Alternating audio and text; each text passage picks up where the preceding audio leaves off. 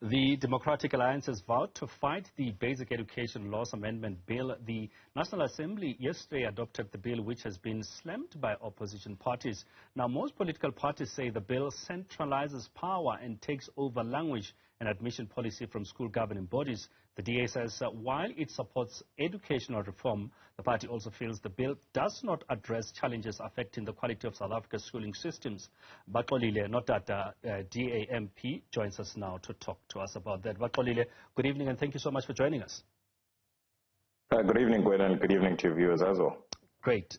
Let's go straight to it. I mean, what areas of the Bella bill are you concerned about? I mean, because you've gone as far as saying that you want to build the biggest education court case ever seen in the country to challenge the Basic Education Laws Amendment Bill.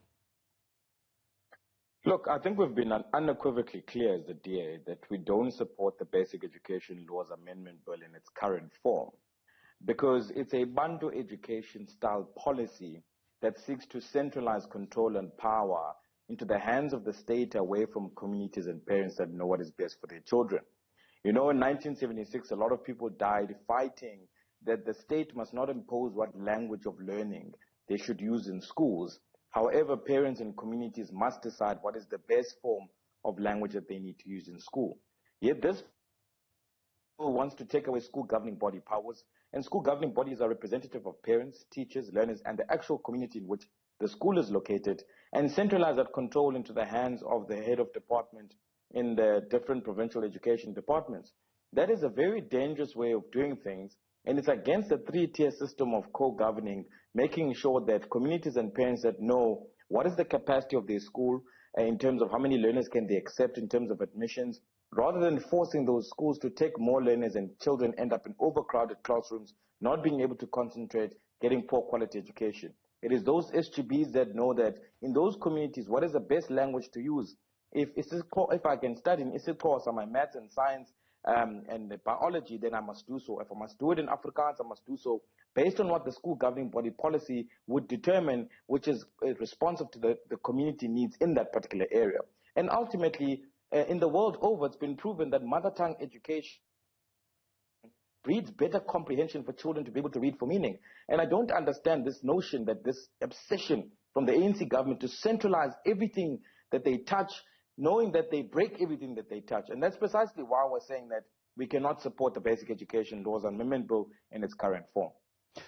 And you insist on using the word in its current form. So you're saying that, yes, we need the Bella bill, but maybe there should be some changes to it. Is that what I'm getting from you? And effectively, what would those changes be to, I guess, satisfy you? Look, we definitely need educational reform. I mean, our basic education system is broken. And that's why we say that, we need educational reform, but we can't support the Bella bill in its current form. I mean, the Bella bill is not even responsive to the current needs in our education system. You and I know that children still die in pit toilets. They are still dilapidated and falling infrastructure on children. We've got poor quality teaching in the classroom and a lack of accountability. Our teachers, are tested on international regional tests. They get less than 40% for maths and science, and even subjects that they're supposed to teach. They are failing subjects that they're supposed to teach. 8 out of 10 of our grade 4 children can't read for meaning. The laws that we put in place in the country for educational reform must be able to respond to these issues that we see on a day-to-day basis now in our education system.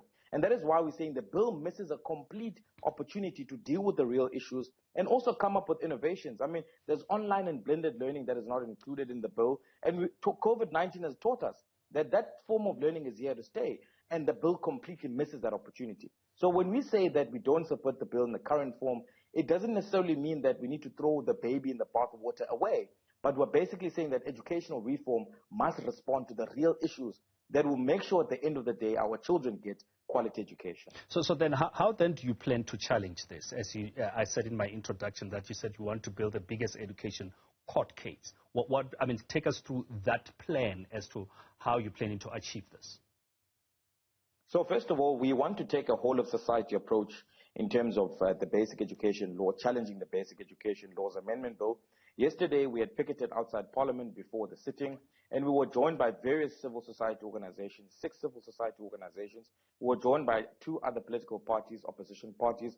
We've proven through the multi-party charter that we can take a whole of society approach, and we're going to be putting letters out to those civil society organizations, those political parties, and any other South African that is willing to challenge a law that will be devastating for quality education in the country. And ultimately, we'll coordinate those court challenges into one massive court challenge, and we'll take it through right up to the Constitutional Court if we have to make sure that we decentralize control and power into the hands of parents and communities that know what is best for their children, and not in the hands of the state. We've seen time and time again, have failed our children, broken everything that they touch, and it's important for us to be able to protect this responsibility of parents to take charge of the future and the quality of their children's education. So have you already looked and identified some of those partners, lack of better phrasing, that you're getting on board to help you, in this challenge? Yes, we have identified those partners. There are school governing body organizations that will join us in that. There are civil society organizations that have an interest in education directly. There's the home education and homeschooling sector, because in this bill, they try to also regulate home education and basically taking away parental rights, giving them to the state again, making the state invade their homes if they're home educating their children, making an added cost, to the parents that are already sacrificing one parent to home educate their children.